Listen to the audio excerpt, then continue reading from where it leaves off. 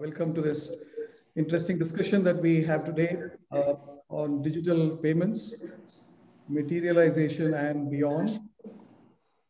We have with us a very interesting panel. If I may take the privilege of introducing my fellow panelists for the day today. We have with us, I'll start with Shekhar. Shekhar Bhandari, as we all know, President of Global Transaction Banking at Kotak. A very successful business, I must say, growth of 30% year on year for 5 years, something which, it takes serious amount of effort and recognition in the industry for that success, Shekhar. A chartered accountant, cost accountant, and also an associate member of the Institute of Company Secretaries in India, has had the privilege of setting up 5 different businesses. I got to understand yesterday. It was fascinating, Shekhar. A proud client of Cedar, and we are very happy to have you here, Shekhar. I also have with me here someone whom I know for the last 20 plus years, Bharat Yogi, as we have the Senior Vice President, the Head of Group Operations, Governance and Business Support at Emirates NBD in the UAE.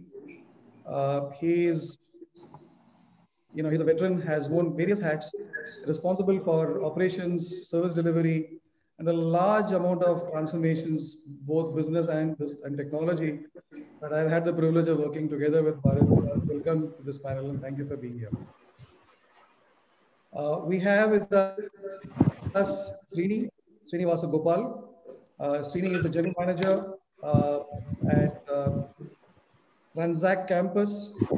He was earlier a banker. He used to work for an Italian bank, Banca Sella. He heads the global solutions, comes with a very interesting background of human capital and technology. But I guess the discussion we had a little while ago was about his being an avid runner. I guess we have, as we all speak about today, the bank, but this is about real running. And thank you, Srini, for being on the panel today. I have my friend Pushpa here. Pushpa, whom I know for 15 years plus. He heads the domain services at Explio Group. Explio is the sponsor of today's discussion as well. Pushpa comes with about 25, 26 years of experience across India, US, the UAE, UK, Europe, and I don't know what else, Pushpa. But thank you again for being part of this discussion today. Welcome to the panel. If I may just set the context of today's discussion and the agenda, and then we'll jump into the discussion. We have a short presentation that we will have from Pushpa Vaneshwaran Pushpa about what's the context, industry context, and a little bit of learnings that he wants to share from the context of Explio, which we will have initially. And then we'll jump into a very interesting panel discussion with the experts who we have here from the industry, post which we'll obviously open up in the last 10 minutes or so for audience questions.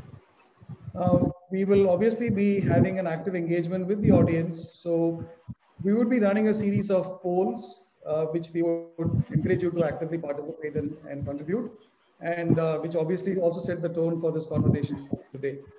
With you, this is Ram, Senior Partner with Cedar, the parent firm of IBS Intelligence, the platform that we are actually running this panel and webinar today on. So without much more ado, why don't I jump into the first poll for the day, which may set the tone for the discussion. I'm opening this up, and I'm also having our panelists to vote. Mind you, our panelists haven't seen these poll questions either. So here is our first poll for the day.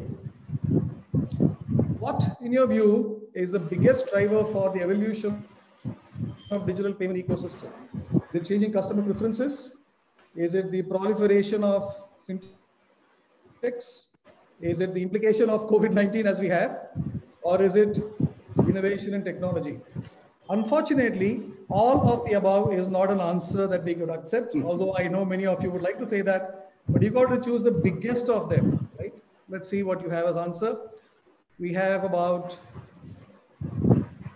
85 people in the audience as we speak right now, and I could know people are signing in. It will be 10 seconds more for people to complete their poll. So any guesses in the room amongst the panelists on what could be the answer? Bharat, you want to go first? Yeah, definitely. See, I think the fintech proliferation Fintech proliferation. Okay. is a huge change in the payments market. Okay. So let's see what the answer is. I'm sharing my results here. Well, it seems to be almost like a tie amongst all the four. It's equally distributed almost, one could say. Changing customer preferences takes the first among equals position. But what you see here is everybody is almost equal there, right? So, well, that's almost puts the panel discussion in a very different light, I must say, Bharat, isn't it? Yeah, I know. It's surprising. Excellent. So with that, maybe Pushpa, I'll leave the floor to you. If you can project your presentation, and then we could get to hear what you have to say. Thanks, Ram. And I would like to share my screen. Please confirm once if it is visible. Pushpa? Are you able to see my screen? Hello? Yes, we can. Yes, Pushpa. Okay, thanks. Good afternoon and good morning and good evening to everyone wherever you are. Let me welcome all of you with a brief intro to start. XPO with a revenue of 1.1 billion in 2019 with revenue of with 15,000 plus employees across 30 countries with 38 nationalities, providing consulting, engineering and quality services span across BFSI, auto and aerospace. XPO Solutions being a separate legal entity and listed in BSE and NSE and delivering end-to-end quality assurance services to BFSI. We are recognized as a leader in next generation digital software testing services by Nelson & Hub. Partnered with few payment service providers, we successfully completed many transformation upgrade cards and payments projects across the globe. We are ISO 9001, 27001 PCI DSS certified organization. Let me move on to how XPO helped banks in the digital payments transformation journey. The subject is huge, and within this limited time, let me cover our journey experience at a high level and request everyone to contact us for any further details. Moving on to our journey starts early 2000 with one of the largest banks in India. Sorry to interrupt you. Your screen is not moving. I think we are still stuck on page 1. No, I moved. Maybe the time lag. No, it's still on page 1. So maybe you can. It's not on the full size. It's actually only on the normal presentation mode. You may want to go to the presentation mode. Okay, I stopped sharing. Is it possible? Can you share that from? Yeah, sure. Give me a second.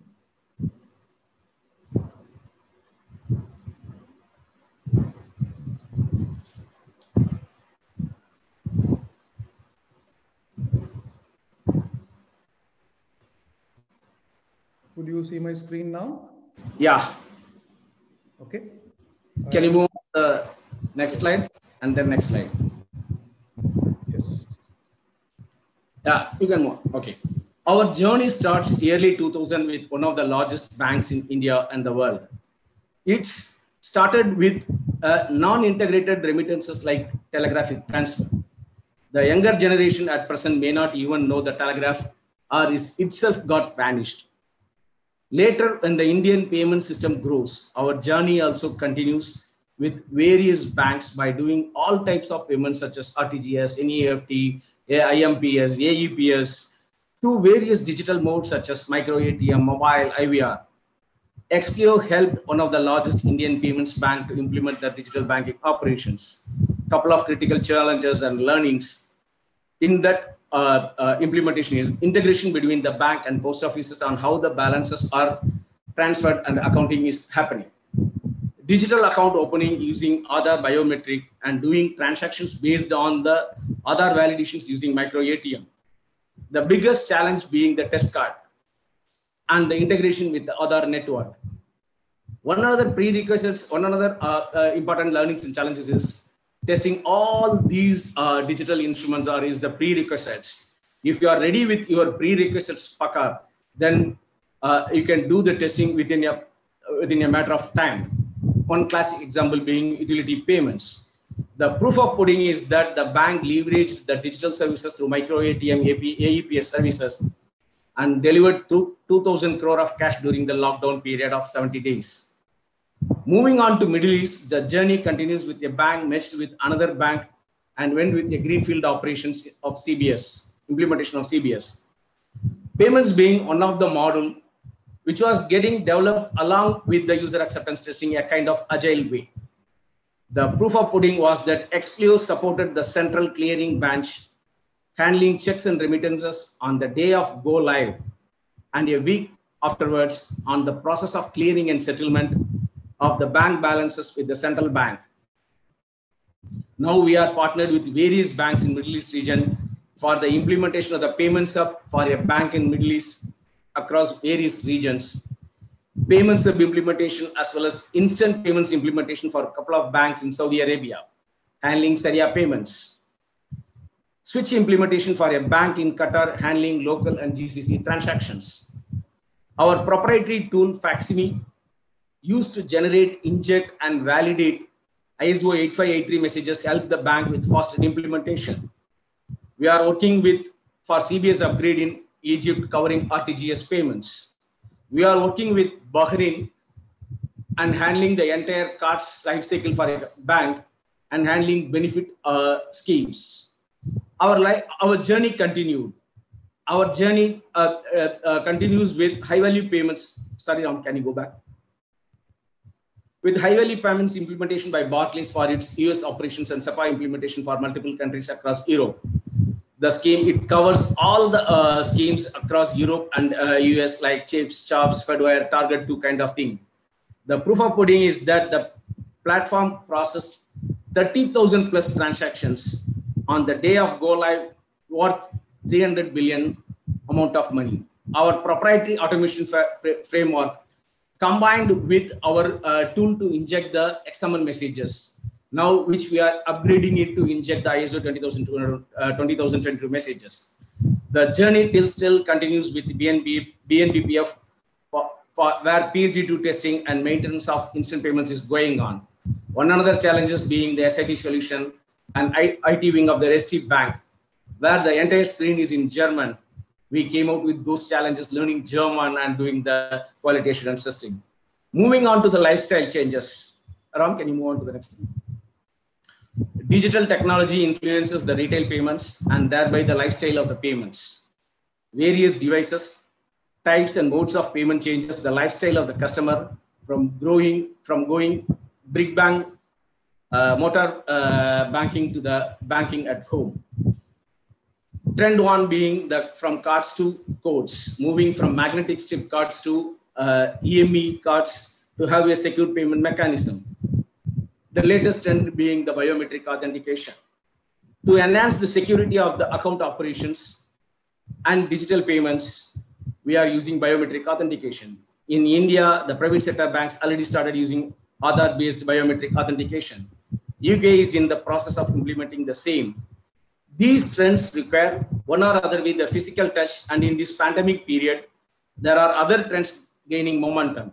Corona-free payments like wallet payments, cardless payments, Alexa payments, social media payments, mobile payments, MPAS payments. Let us take some statistics on UAE key factors influencing the digital payments. High percentage of mobile penetration, 78% of the people are using the mobile phones.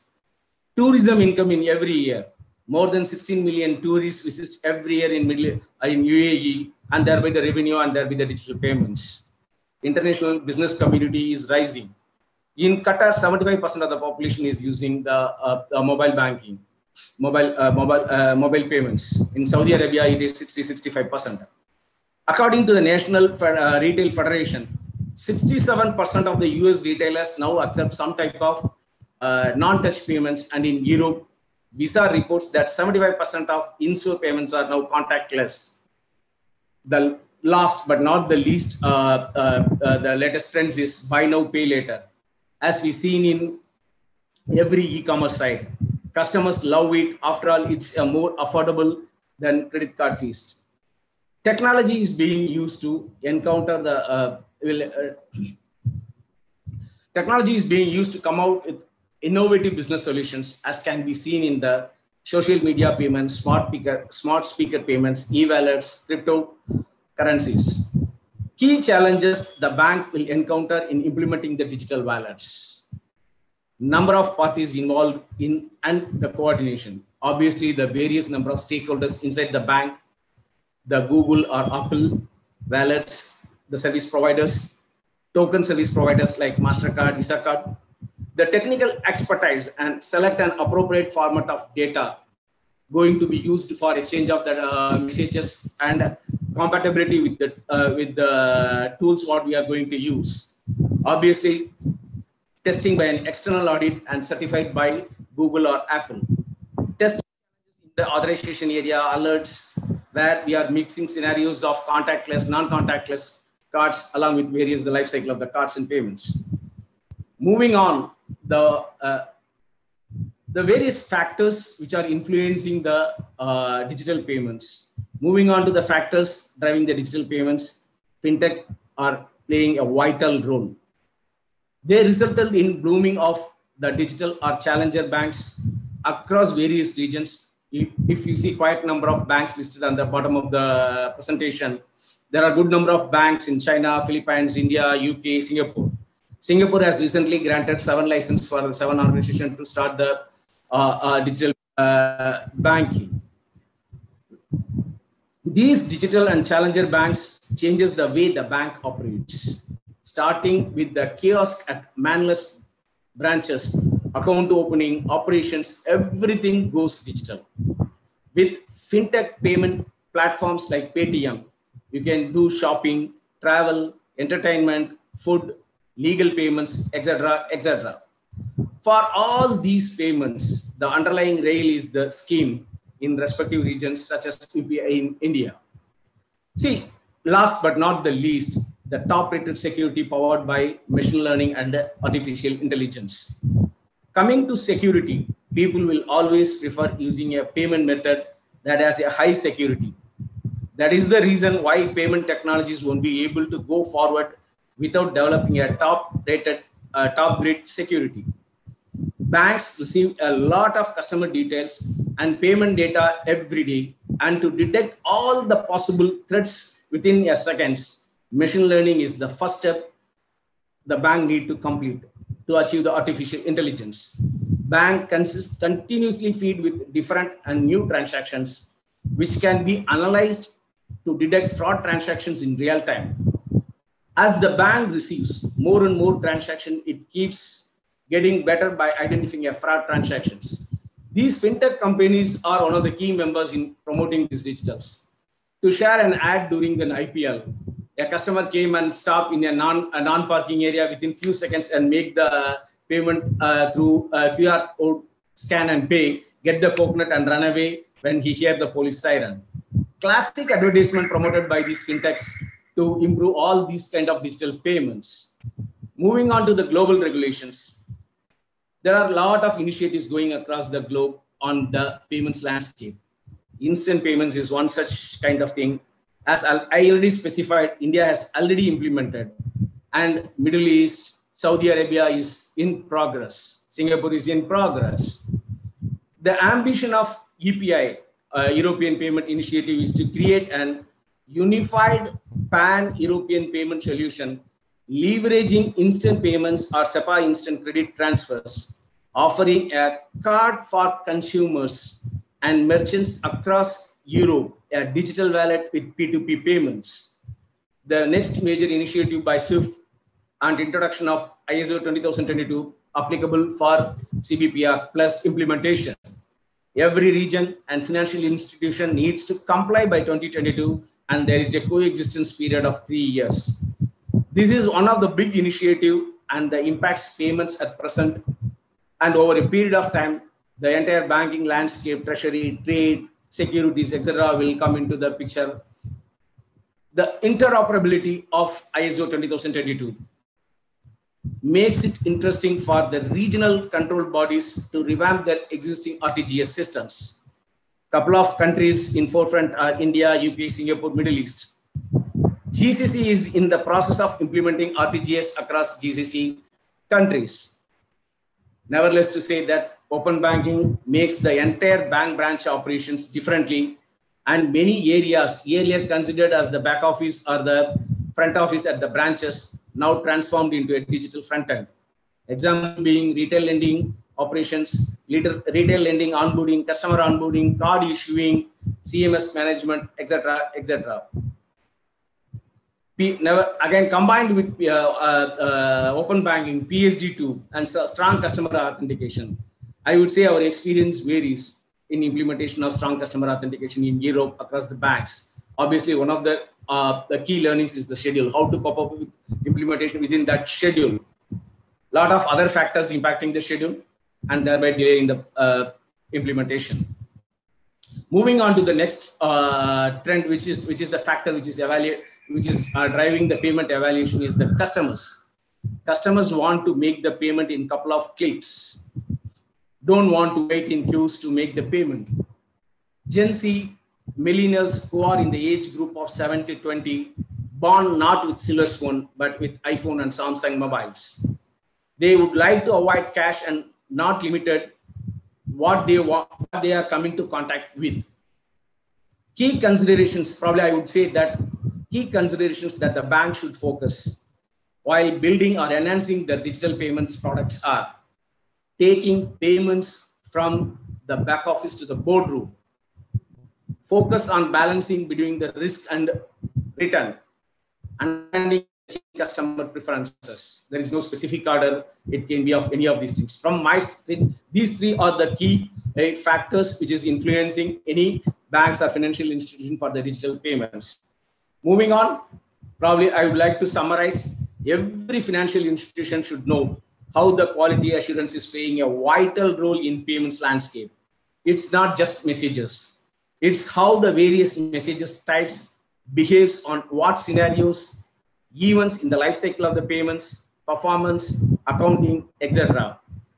To compete with the ever-changing industry or digital payments, you need a specialist partner like Explio, who can do consulting, program management, quality assurance, who leverages their competence centers capable of delivering the payments business processes, regional regulations, messaging standards, formats, right tools, methodologies, automating the payments lifecycle, non-functional capabilities like performance and securities. With this, let me complete my presentation and giving the time for the panelists to continue the session. Thanks, Tom. Thank you, Pushpa. I think it was a real heavy dose of a lot of intellectual stuff for our audience to be consuming here today. Thank you for that very impactful presentation. Well, before we jump into the panel, I guess let's see what our audience have to say about another interesting question I want to actually ask them. This is also to really check if they were watching a presentation or not. Shouldn't we ask them? So here is a question. The most important technology initiative that banks should focus in the payments area. Is it the payment hub, the cross-border payments, NFC tokenization, or e-wallet peer-to-peer? What you do see here is, I guess, one of the things that we recognize, and Shekhar actually will ask you this when we are waiting for our audience to see the typical impression that payments is always associated with retail, but actually the story is more retail and corporate payments, isn't it? So you can have a very classic case of how the payments have evolved in first generation, second generation, and third generation is what I call it. And the future of payments is customers not classifying it as corporate or consumer or someone else.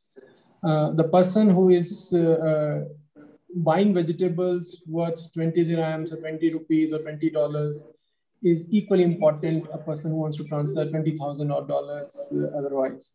And there is a product which is required for both of them. in order to facilitate the entire mechanism. So I think it's a big space, and as we discuss, we should be able to enhance very clearly the real value of payments.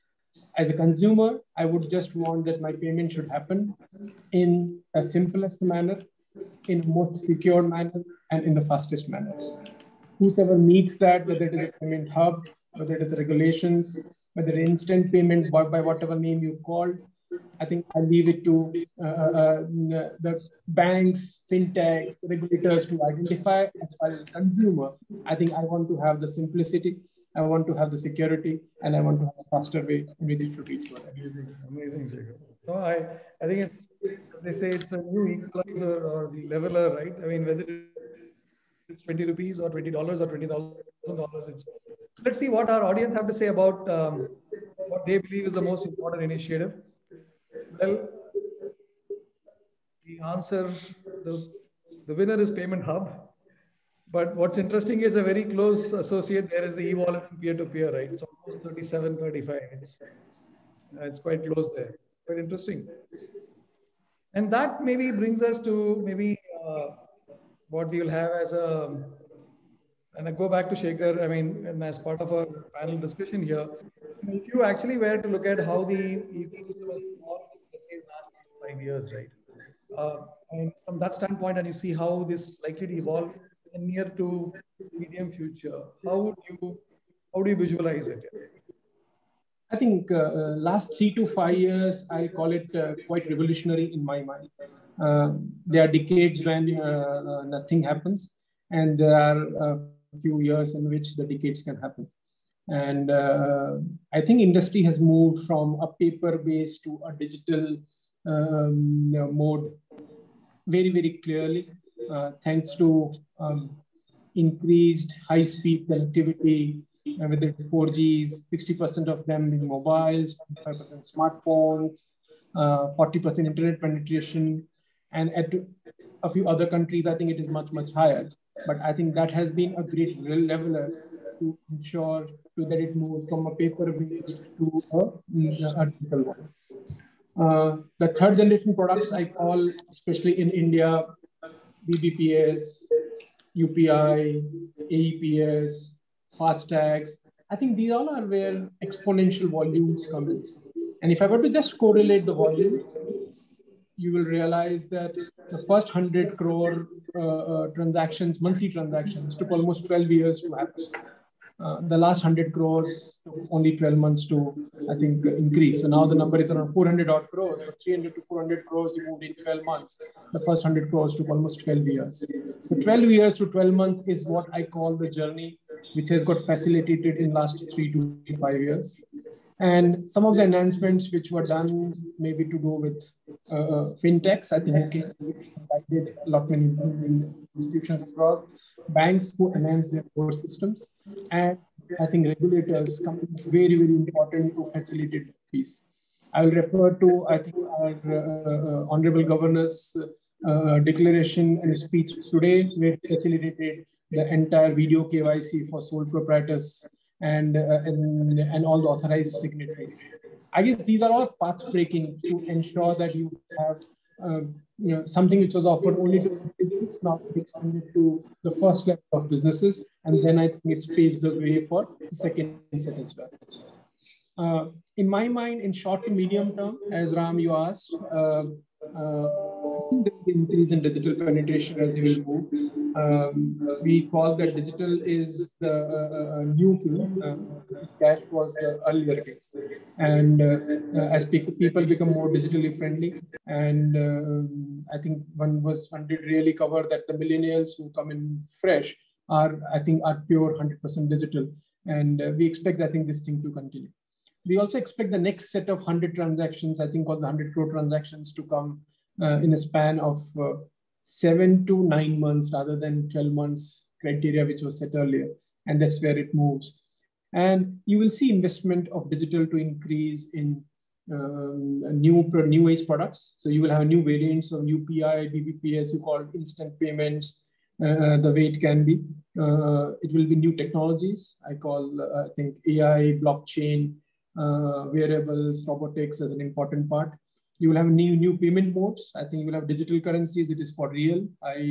I'm very happy that I think the way the Singapore took initiative and was able to start, I think, on the digital currency part and the big data and IoT, which I think would be the key, as it would enable the interconnectivity of devices and information, thus providing, I think, the targeted customer services. But when the devices speak to each other, you will see the service part going on. And what I covered earlier, I call the simplicity, security, and speed. I guess all these three things get covered very, very clearly with what we see in short to medium term.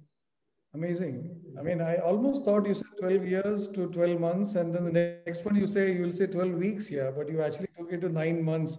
So maybe we will get to see that, and we're talking about security and speed there. And there was a very interesting comment you made, Shekhar, about the various technology elements that are actually making the role that fintechs play, and actually the various types of technology that actually is coming into the play. And maybe I'll take that question to Srini, and being a technologist running Transact. How do you see, I mean, are there specific technology areas that you see, Srini? I mean, be it cloud or distributed ledger, we talked about blockchain, and maybe wearable IoT. And is there a way you see any of them making a significant impact on digital payments that will transform this? Yes, Ram, definitely. So probably I will take this more from a Transact ecosystem and also then connect it with the payment industry as a whole. If you currently look at it, I will take it into 3 blocks. We have been in a cloud journey for the last 3 years. Now it's everywhere, the platformization, and you hear the platformization as a commodity. So all the industry want to go to cloud, and we have been in AWS, now in the Azure, and cloud is what all of them are looking at it. And the pandemic has really pushed people to go towards cloud. All the clients want their products to be on cloud. So that's something that is that's evident, and that's where we are all moving. Coming towards AI, in the last few years, wherever you go, you hear people talking about AI and ML, and if you don't speak about it in a place, then it makes meaningless of that webinar. But the predominant thing, or the foundation of it, is about how are your data models and data mart and your data lakes in the organization. And in many organizations that I look at, and I have even spoken, that discipline to data isn't there. There is a lot of reporting that is being done. They use, I'm talking about large organizations which churns terabyte of data, and the reporting is, the data is marginalized. And the ends, you don't know what is the problem you are trying to solve with this data. So you see fancy reports that are being published, but you don't know what is that you're trying to solve with this data. Unless and until you have proper predictive analytics with the data models, you don't achieve the AI and ML. That's the foundation. But we all talk on the AI and ML part of it without understanding about it. And with Transact, we are working with Microsoft in our Ireland Innovation Center to build this predictive analytics. We are still at that stage. So we are not at the AI/ML stage, to be honest. We are on that value chain. IoT and distributed ledger, it's at an exploratory stage. And yes, there are a lot of use cases. You can have an integrated campus. The campus can either be an hospital, it can be a hotel, it can be an airport, it can be anything. And you can make payment across all of this just with multiple sensors. And it is live. In some of the places, it has already happened. You have integrated sensor-oriented IoT airports in the US, and it's running live. But I think still it's on the way of getting matured. So there are research people who are working on that for us, and we are trying to do that. And blockchain can definitely make a revolution in terms of your cross-border transfer of money, because there is a huge transactional cost that's happening when it comes to blockchain or the IFT in simple terms. So these are all what we look at. But predominantly, when you need to make all of this successful, I think one which is very important for an organization from a finance or a payment industry, is the cyber security. How strong are you or your cyber security team from a technology perspective? Because when you don't have that strong, I think you probably lose something there. And I think a fintech organization need to have their cyber security team strong, because as much as you develop on site, the vulnerabilities are multifold developing, and you don't know who's probably hijacking or eating you in a different place. Going back to That's what my take you were on it. saying between simplicity, safety, and speed, I guess you're underlining on the safety element here. Interesting. I mean, Shekhar talked about the ecosystem and you talked about technology, right? And I'll now, Bharat, will come to you with a very different angle. Yeah. So much is happening around us, and as traditionally been as bankers, who have actually been, let's say, having the monopoly of payments, which is now actually being also having fintechs coming in. How do you see banks? What should the capability that banks should build? What should be the considerations that banks should look at in building, let's say, the digital payment capabilities from your standpoint? So I think let me start off by saying it's all of what both Shekhar and Srini said. And in short, if the banks don't become fintechs very soon, they have to convert themselves into fintechs. Only then they'll be able to compete in the market. I don't see otherwise. I don't see any other way of handling it. So yes, the whole problem with the bank is we are stuck with the legacy systems and the way we operate. So if we cannot break away from there and start creating sort of within the bank, an ecosystem of their own, which will be as good as a fintech company, and we should be in a position to compete with them. That's the only way you'll be able to survive. And the banks, if you look at it, especially the individual payments from an individual remittances side, we have started losing ground. A lot of fintech companies, a lot of type of payments have already moved away from the banks. We are still, okay, the corporates are still dependent on the banks, but mostly the individuals have moved away because they find it easier. Okay, let's talk about it from the speed, the simplicity, etc. We spoke about. Yes, whenever we are talking about if a bank has to move into the digitization and the payment very quickly, they got to make sure, number one, yes, speed. By speed, not only how quickly I can move the transaction from one place to the other, but also how quickly can I make the changes in my system. So I should be in a position, because it has become a very competitive world now. So everybody is coming up with something new every day. Okay, so Me Too products don't help anymore. So I got to be innovating constantly. And my platform, the payment platform that I have in the background, should be able to allow me to stay ahead of the herd. Otherwise, I'll start losing business again. So that's one of the main things, the speed, not only from how quickly I can move money from one place to the other, but at the same time, I got to be in an innovation phase where it's a continuous innovation. Every day I'm looking for something new, because something new is happening in the technology front all around us. That's one. The second thing is, yes, I think both Srini as well as Shekhar spoke about it also, is the security.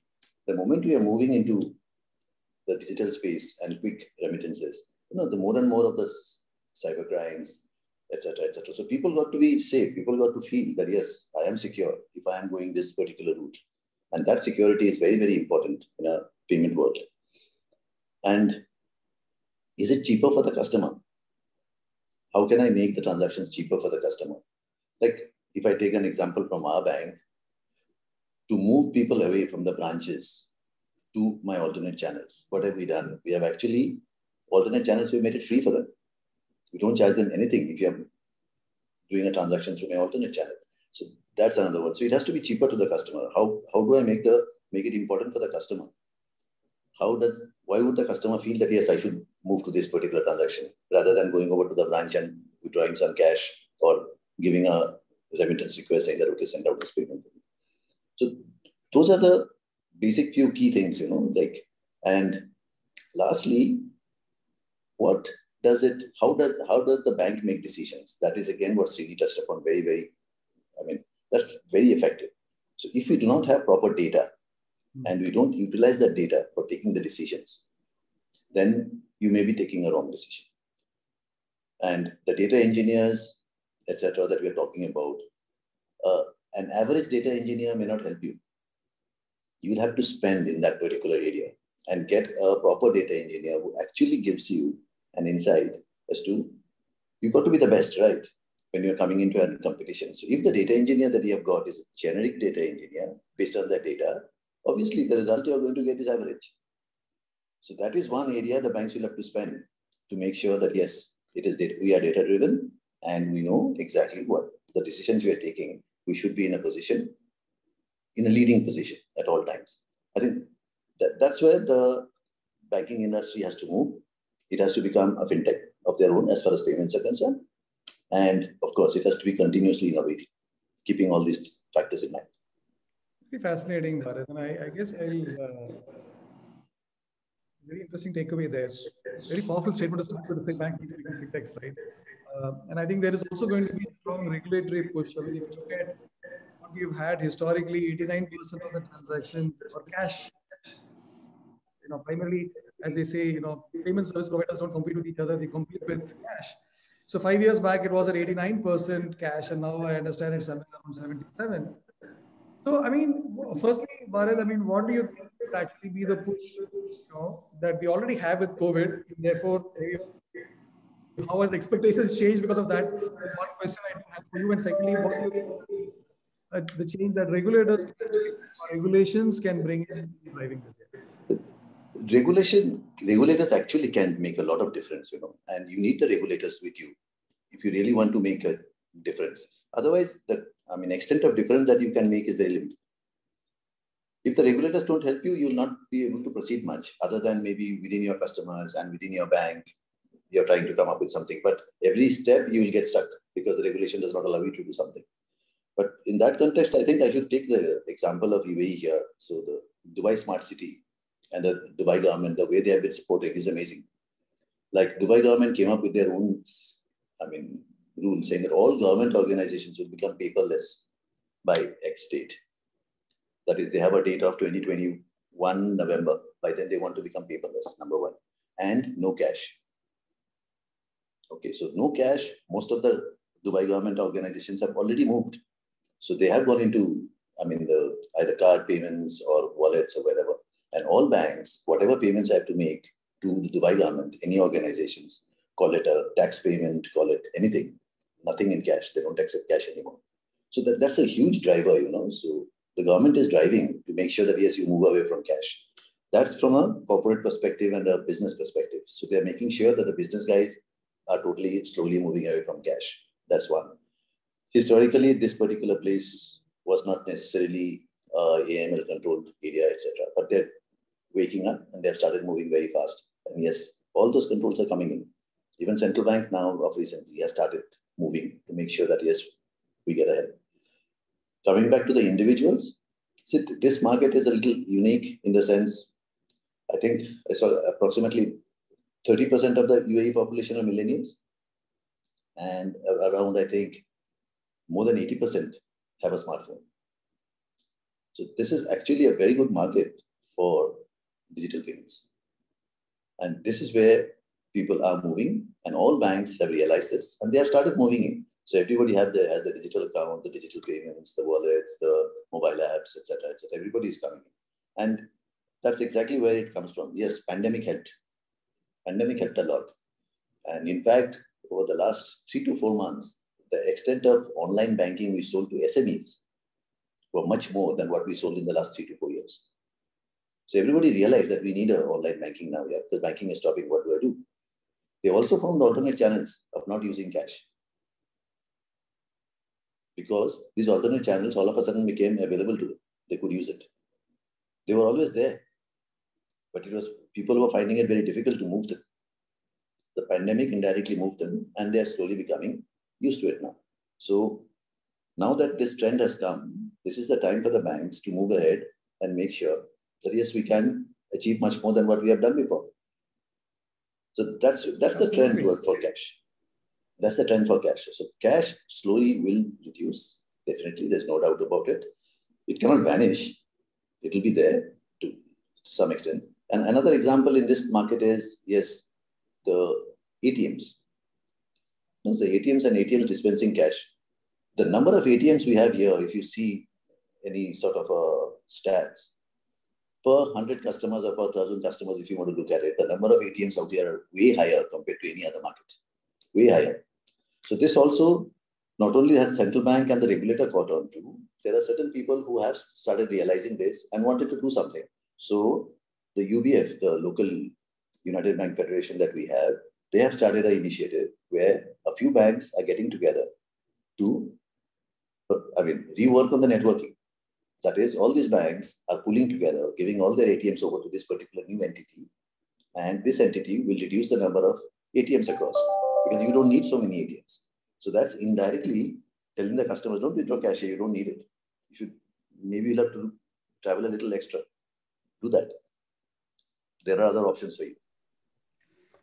Cash is king, but not the physical king. No, digital king. not. Yeah, so now digital is king. Cash is not king. Cash is not king. Digital is king. No, but you touched about two topics, Bharat. I'll probably come to you again, Shekhar, on this. Right? I mean, there was a discussion about the regulatory push, and those very interesting comments that Bharat made, right? And he also talked about this SMEs moving significantly online, right? I know this topic is quite close to your heart. Firstly, Shekhar, what do you think is going to happen from a bank standpoint in terms of cost of compliance? There is a high degree of regulation. You've always seen that, regulation comes with additional layers of compliance norms and additional costs associated with it. And, therefore that becomes sometimes an impediment to growth, right? And I don't know if that's, necessarily true in this case, but, I'd like to have your thoughts on this. And of course, what does all of this have to do or has implications for the commercial sector from a corporate payment standpoint? So Ram, if I were to see that the increase in digitization in services, in building trust, protecting or ensuring privacy, ensuring security, I think they have gained a large importance, especially in last 2 to 3 years. Does it require significant amount of investment by regulators and banks? Answer is yes. Is it required for protecting the data and building the future banking? I think my answer is yes. And if that requires a bit of a cost, I think it is important for building the future digital rails, which the country wants to have, or which I think the banks want to, bank upon. When you look at per transaction cost of compliance, I would generally say that the per transaction cost of compliance and regulations and technology investments of per transaction is reducing significantly. It may be attributable to the same thing which I told earlier. It took 12 years to do the first 100 crore transactions per month. And then in last 12 months, 12 years to 12 months is the journey for the last 100 crore transaction. And if in short term, it becomes 9 to 10 months, and in the longer term, it becomes to 12 days, as I think we were at 12 weeks, you will realize that it will be worth it on the entire part. Coupled with the new technologies, it will be important that security remains the most important aspect which has to be addressed. Yes, regulators through their entire regulatory framework and the compliance cost, which you feel we pinch us now, in my mind, a lot of them are with the right spirit of protecting the customer and customer data and ensuring that the privacy is ensured. Coming to SME part, I think which you touched upon, I guess corporate or SME banking, I think ecosystem is evolving quite fast. I think the first stage of digitalization was belonging to individuals and creating all our products and solutioning in and around there. Now you would want an SME to transfer all the funds at probably, I think, in 5 minutes to 10,000 people. And that is only possible if they are able to put in, I think, right systems, right data structures, and I think are able to have proper security in place. And the ecosystem will evolve. I think when we say the thirst on API banking, or we say, I think, big data or open banking or advanced technologies, I think it was touched upon on AI, ML, blockchain. But it is important that I think these all are becoming contactless, integrated, simplistic, with minimal involvement and maximum security. So yes, our government also speaks something like this, but I'm saying, and for us, it is important that it is minimalistic in terms of involvement from the customer, but maximum security which is provided, and his transaction should be secured and seamless. This trust layer, which I generally call, will require in tech, and in terms of, I think, controls, I think it has to be built in. And it will, the speed of transactions would reduce, I think, further. I think due to the bank's investment in core application to make them sturdier and with enhanced capability. The ecosystem would also have efficient decision-making, as it would be data-driven. That's what I see as future.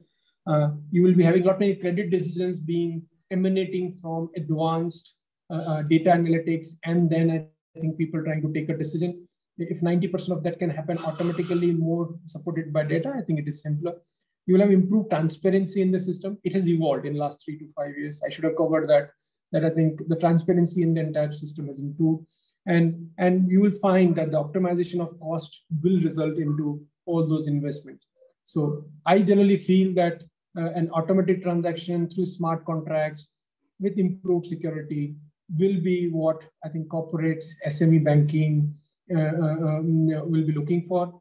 And we did a survey, I think, along with a few experts around a year back, when COVID was around 3 months into the had happened. We did realize that more than half of each of the corporates we interacted with badly wanted an integrated, contactless, simplistic solution, which they were avoiding for quite some time in future. In the past, they wanted, as far as the future is concerned, it is important to be, I think, we have an integrated, simplistic solution with minimal involvement from that side. Excellent. Very, very interesting, Shekhar. So it's not the cost of compliance. The perspective is to look at the per transaction cost of compliance. That was a very interesting takeaway. Contactless, simplistic, and integrated. I think that was a very powerful, way to, or a very important way to view this whole ecosystem evolution, right? And we have another 8 minutes to go, and I will be asking Srini the question now, and then after that we'll open up for the audience questions. And Srini, maybe I'll pose another perspective, or would seek your perspective on this. We talked about, in fact, there was a comment that Shekhar made about, integrated, right? And by definition, when we actually are looking at, the ecosystem, even going back to the analytics example, I mean, increasingly we find that there is a whole integration across various players, right? And, till such time we actually have the prophecy of what Bharat says, where banks become fintechs. Banks have no choice but to work together with fintechs. So what do you think is actually, the role of intermediaries, in the evolution of what we call as a digital payments ecosystem here? Excellent. I think, again, I will take this from our perspective in the fintech world, where they play a significant role, because they are the one who really connect with the end customer for us, because they are the value chain. So whatever you want to do to your end customer, they are in the value chain generator, because they take things to the end customer.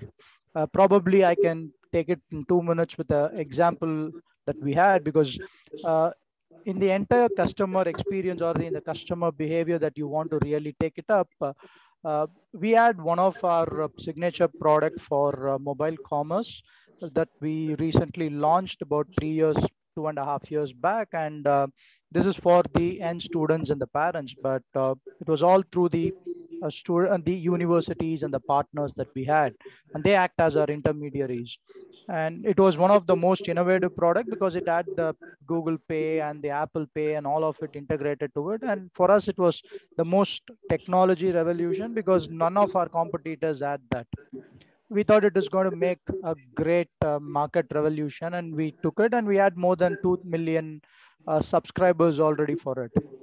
After a few months of launch, we had the review for it, and the review was about 2.6 or 2.8 for 5.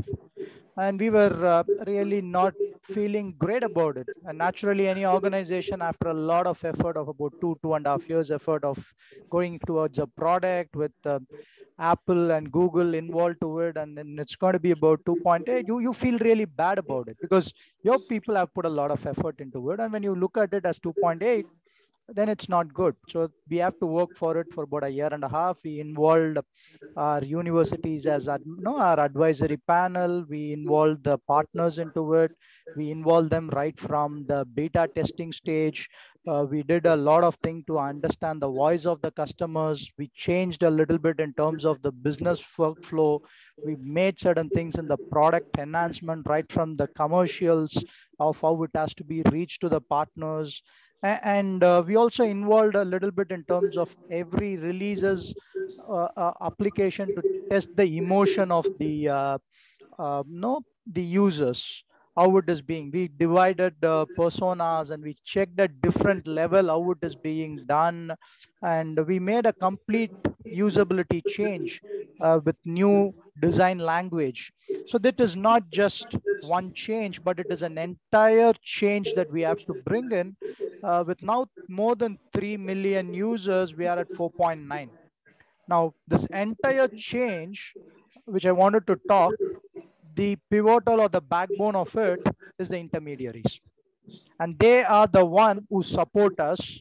And they are in the advisory panel, right from bringing in what's the voice of our users or the customers, and what should get into the users, what are the different personas at different level, and how can it add value, and what is your engagement with different users, or what should be your user engagement and the intermediaries engagement. You need to have at different levels. It's not only at one level, but at different level. And that made a significant change to bring it to this product. So you are essentially, it's about making sure that you have the ears to the voice of customer. Yeah, I think that's the essence of what even Shekhar was explaining earlier. And the expectations are changing, as we all spoke about, right? Look, I mean, we have literally 3-4 minutes for taking some questions. So why don't I, go straight into the questions here. I have a question here from Siddharth Gaisis. And his question is, while banks move towards banking as a platform and look to collaborate with fintechs, how do you see the banks compete with the new age, neo-digital banks that obviously we are seeing in India and the UAE? Shekhar, you want to take that? I think a very important point, and we have to realize the future world is to collaborate and not necessarily only compete.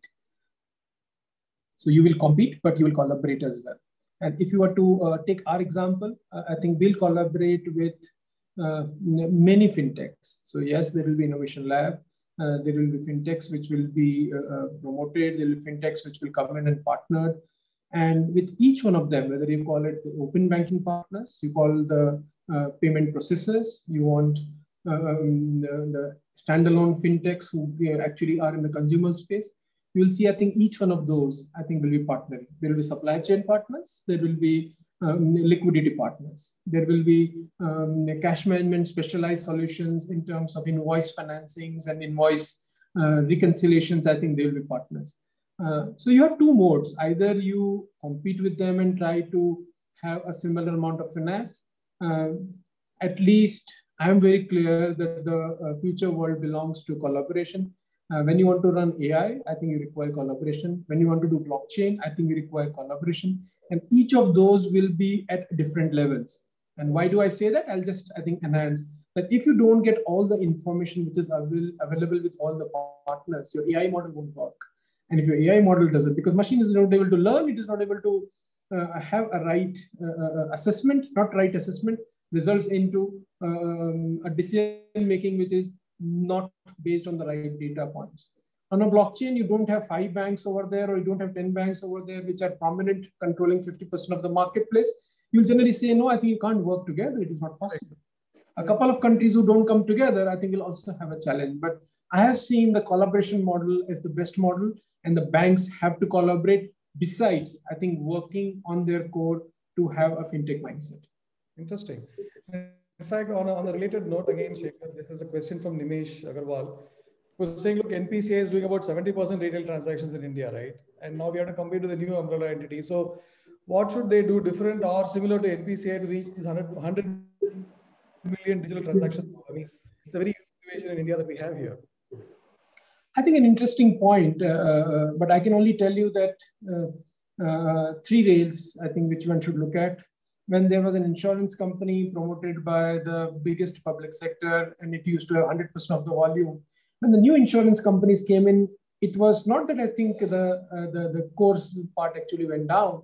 I think their growth remained the same, only I think the new customers got added, new products got added, new solutioning happened. And we, I think in India got, I think significantly more as a customer.